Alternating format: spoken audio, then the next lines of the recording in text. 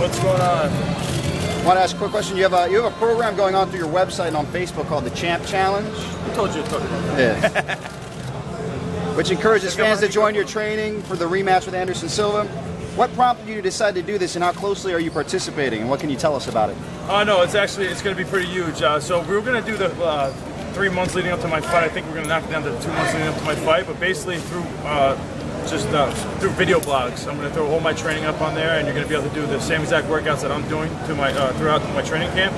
So you can do it to stay in shape, or to get better at self-defense, or whatever you want to do. Or if you're an MMA fighter, get better at MMA fighting. So it's going to be pretty cool. It's also going to have nutrition. It's going to have a lot. It's going to be pretty cool. Is he going to have Ray Longo in there? Ray Longo will be making an appearance. He's your striking coach. He's the catalyst for the 2 biggest upsets in MMA history.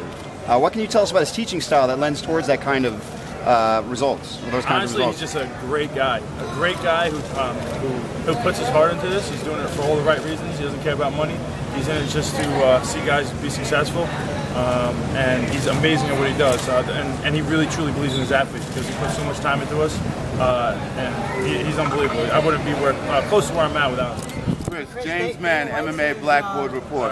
I've got a question for you. Look, my friend, Mr. Silva says that in the event he takes a loss to you again this time, he may go ahead and fight Roy Jones Jr. He wants to fight Roy Jones Jr. I asked him about the difference between the boxing skills and the striking skills.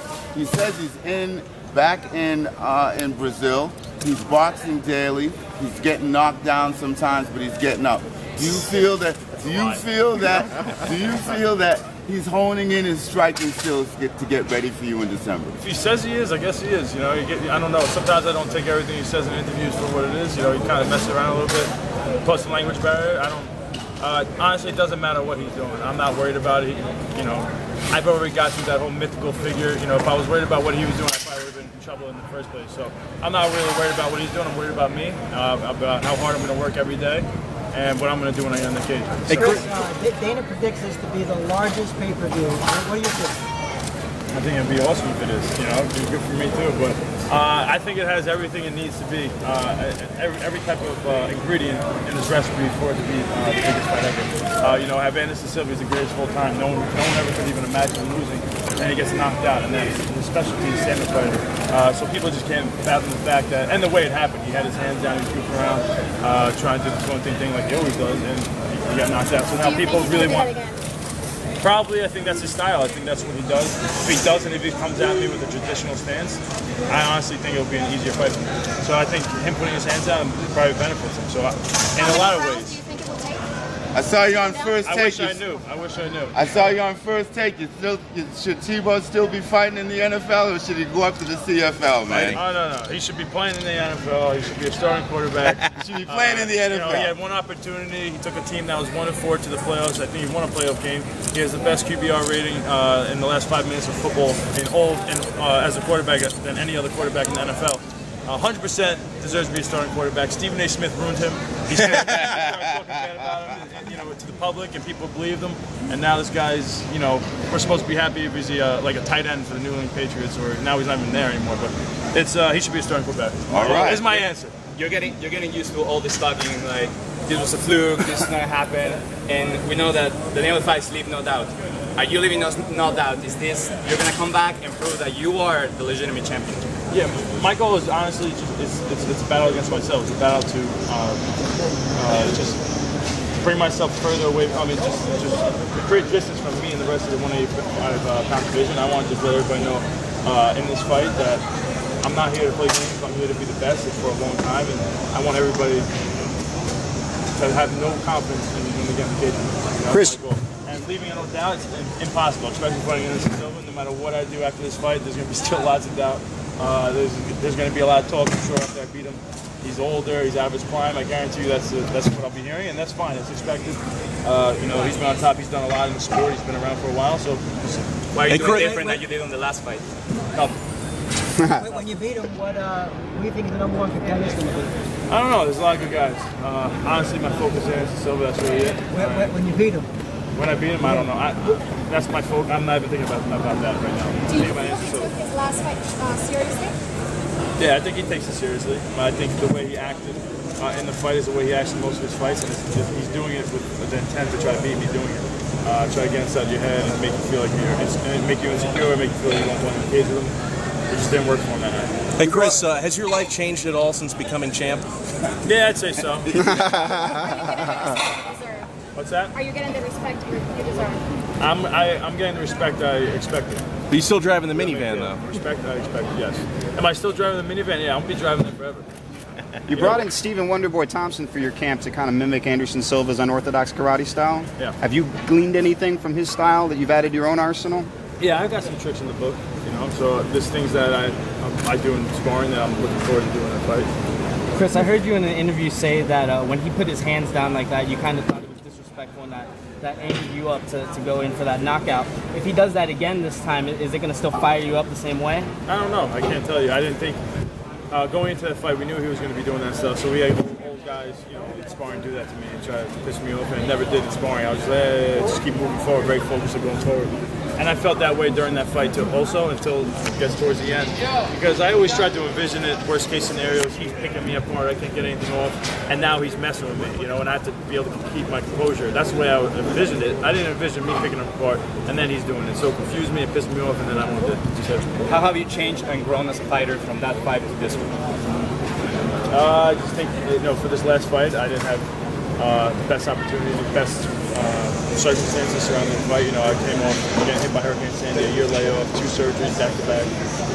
At this time, before the last fight, I was nursing an injury and really just trying to get ring rust off. You know, I just knew obviously I've been out for a while and these injuries, I wasn't able to train, so I was just trying to get ring rust off. This time, I'm capable to just get better right now. At this point, Covered by December 28th? What's that? Will you be fully Oh yeah, recovered? I'm recovered now. I just bought a house.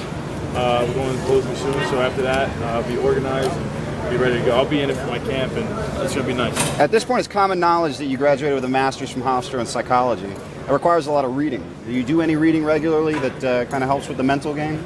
Actually, no, I didn't get my master's in psychology. I got my bachelor's in psychology, and I got my master's in physical education. All right, I But think I might have been do I read a lot? misprint. Not as much as I should. Chris has got where UD down his hand, a big fan of it. What do you think about this? Yeah, he came. How was that? He played. I don't know what that is. But he came out. Yeah, no, he came to my after party. He's a good dude. My manager manages Mike Miller and does stuff with Mike Miller, and Mike Miller and him is real close. So over the last couple of years, me and UD got close and close to anything, and he's a big supporter. You was right. You got 2 champions in the team room. That's right. Hey. What do you think of the Florida MMA fans and possibly trying to convince Dana to bring a show down here one day? You know, I'll leave that up to Dana. I have no idea how it works. I know that I like to fight on the East Coast. You know, I'm from the East Coast, and Florida's East Coast. So Probably New York is your #1 priority. New York is first. where I want to fight. Obviously, that's the #1. Sorry, Florida, but I'm in New York if I could. You were talking about that this has been, now that you're champion, being away from your family has been hard because you're not used to this kind of attention, kind of this media. How has it been different, or how is it affecting you or helping you to be motivated for this fight? Well, getting away from the house, doing this media, it's not. I mean, it's tough. You know, I don't like packing and unpacking and all that stuff. But once I get to the place, I'm fine. You know, we got FaceTime to keep in touch. But no, it's tough being away from the kids. I'm still getting my workouts every day, besides one day so far on the trip. But when I get back, I mean, it's not like I'm in training camp right now, but when I get back, it's full focus. Chris, what would it mean for you to end out your year defending your title? It mean everything. You know, it'll be another life-changing event. You and Anderson are both family men, despite the fact you're looking at a life-altering fight in a few short months. The two of you seem to have a warm camaraderie, nonetheless. Is there truly a switch that you can just hit? And if so, what's that kind of like for you? Yeah, no, because I don't see it as, you know, I don't have to be angry to go into a fight. I never have been angry. Like my training partners, you know, John Volante's in the UFC, we train together all the time. We're best friends outside the cage. But when we get in that sparring session, there's no excuses he's going to make me not go as hard as I possibly can. And try to mentally and physically break you every single time we spar. It looks like I'm trying to kill the guy in there, but there's no anger, it's just very competitive. You know, I'm just extremely competitive, and I think it's the best sport for overall competition. You worked as a volunteer for the nonprofit Status Strong following Hurricane Sandy. What was that experience like for you in kind of rebuilding your community? No, it's awesome. You know, we did that in Staten Island. I'm from Long Island, so it's a little different. But anytime you get to help out the people that I was so close to, I was around all these guys. I was hit by it. So anytime you're able to, help a situation that you're really close to, obviously it feels good to try to help. But they just really needed a lot of help. It's sad, when everybody's still going through it. Now, Chris, you were always cool with giving Anderson an immediate rematch. There was never any doubt in your mind that if he won the belt, he'd get another crack. Yeah, instantly. Right in the cage after when we started, I went up to Anderson, good fight, whatever like that, and we're talking. I'm like, we got to do a rematch. I wanted the rematch. It's not like he wasn't begging me for it. Dana wasn't begging me for it. I was begging for it. So was there any doubt there for a couple of weeks when Anderson was talking about maybe not? It was pretty. I knew even press conference. I knew he was saying that he didn't want a rematch, all this stuff. People ask me, so who else do you want to fight? I'm like, I'm fighting Anderson Silva. We're having a rematch. It doesn't matter what he's saying right now. People are taking his word for what it is. It's he just got knocked out for the first time in his life. He just lost for the first time ever in the UFC. He's not thinking straight. He's not thinking about fighting me again at that second. So we need a little time. I understood. There's some talk about how you got lucky in the ring the previous fight. Do you believe in luck? I believe that when preparation meets opportunity, I guess that's what you consider luck. So it's just hard work, and I went to throw a punch and hit him. I hit him. I don't know if you consider it lucky or not, but my goal was to hit him. You're ranked number 1 middleweight by Sherdog and number 5 pound for pound by ESPN. You're still ranked below Silva in the UFC rankings in your weight class, despite John Jones usurping his place in the UFC pound for pound rating. Do you believe that's fair? How do you reconcile that? I don't really care about rankings, but yeah, it's fair. Anderson Silva's been on top for so long.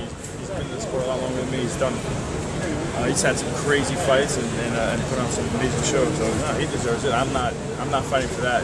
I have a lot to prove. So I'm not thinking I just won this fight and now everybody has to bow down to me and I should be number 1, pound for pound. I have a lot to prove and I'm excited to do that. Chris, when you get into the octagon, you obviously don't know how long the fight's going to go to end in the first or second. Would you rather have it end early like you did last time or have it be a 5-round war like we saw John Bones Jones go to this weekend? I prepared for a hard war, and I want it, but I'm hoping for a finish. I want to finish. I want to finish the fight. How do you feel about being in Brazil next week? I'm really nervous. I guess I'm excited. It's just going to be a lot of travel, and I'm excited to see how the fans react. I'm sure there'll be a lot of booing and all that stuff, but I'm hearing there's a lot of support out there for me too. So I just don't want to get shot. Have you maybe consulted Chael Sonnen on what not to say when you're down there? I don't need to consult with him on what not to say because I don't think he would help out too much with that. In an interview with ESPN following your title victory, you mentioned you were having a hard time sleeping. How long did that last? Maybe a week. Yeah. A week it took. And I never have trouble sleeping, so it was weird. I guess it was just kind of all the what's that? What's the word for energy?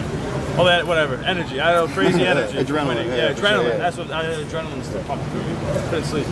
You mentioned that you weren't expecting leg kicks from Anderson on account of your takedown threat. However, it's arguable that they were his most effective strikes against you.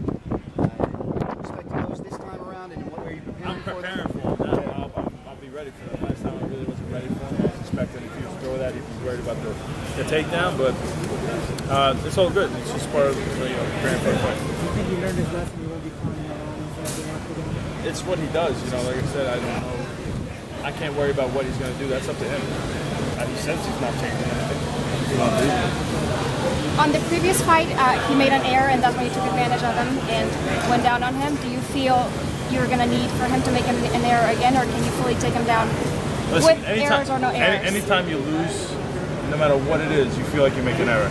Someone has to make an error for the other person to lose. For one person to win. So I don't. If I make an error, is he going to capitalize and win? I don't know. But if everybody never made errors, there would be a stalemate, right? It's been your 5th or 6th day on this World Press Tour. What have been your experiences and thoughts on the whole process? Is it something that you would look forward to doing again, or would you rather not do it again? It's one of those things I'll look forward to doing again because I know what it means. It gets all the fans excited for the fight, and I know that means more people are going to watch it. And I want to have the biggest light on me when I'm inside that cage on December 28th. So it's just part of the job, right? And part of the job. Be fun then, right? Brazil's going to be, I don't think we even have room to have fun. I think we just kind of land, do a thing, and then we're flying out to another city. It's going to be very rushed and probably not a lot of sleep, but I'm going to try to have fun in Brazil. It's in Brazil. I don't get there very often, Did you get to have any fun in Florida? I mean, you weren't here long. Not really, no. Got in late last night and went to sleep. Woke up, did radio and TV stuff, and then came here.